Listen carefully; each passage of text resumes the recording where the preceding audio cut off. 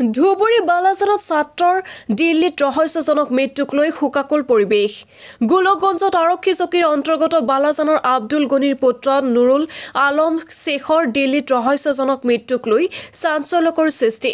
কেইবামাহ পূৰ্বে গৌৰীপুৰ PB কলেজত ছাত্ৰ নুৰুল আলম শ্বেখত ঘৰৰ অভাৱ অনটনৰ কাৰণে দিল্লীত কাম কৰিবলৈ গৈছিল। কিন্তু যোৱা ৰাতি কাম কৰি আহি খোৱা পাতিতেই ৰহস্যজনক মৃত্যু হয় বুলি পৰিয়ালৰ সদস্যই জনায়।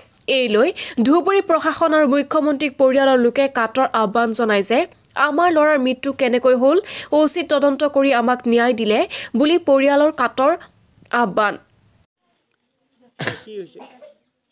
আমার লড়া এটা নুর আলম শেখ গৌরীপুর PP কলেজ পড়ে তা গরিব সংসার কারণত মানে দিল্লী গেছে কামত যেয়া লড়াটো ভাল লড়া কামত গেছে মানে পয়সা করির কারণত মানে দিল্লী গেছে যে মানে খাওয়া দাওয়া করিয়া ঘুমাইছে তার কারণত রাতত ছটা হঠাৎ মৃত্যুবরণ করেছে।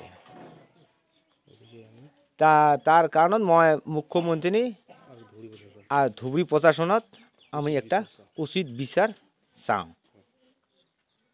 তাৰমানে হৈছিল কি মোৰ নাতি হয় সি মানে তাৰ সংসাৰত মানে অভাৱ অনাটন আছিল সেইকাৰণত মানে সেইজন মানে ষ্টুডেণ্ট আছিল। কোন কলেজ মানে সি পঢ়িছিল গৌৰীপুৰ PB কলেজ। সি মানে দিল্লীত এবাৰ আজি মানে 10 মাহমান হৈ গ'ল। তাৰ কাম কৰি থকা অৱস্থাত তাৰ কিবা হৈছিল আমাৰ ঘৰৰ পৰা নাজানো। পিছত মানে কালি হঠাৎ শুনি পালোঁ যে তাৰ মানে মৃত্যু হৈছিল।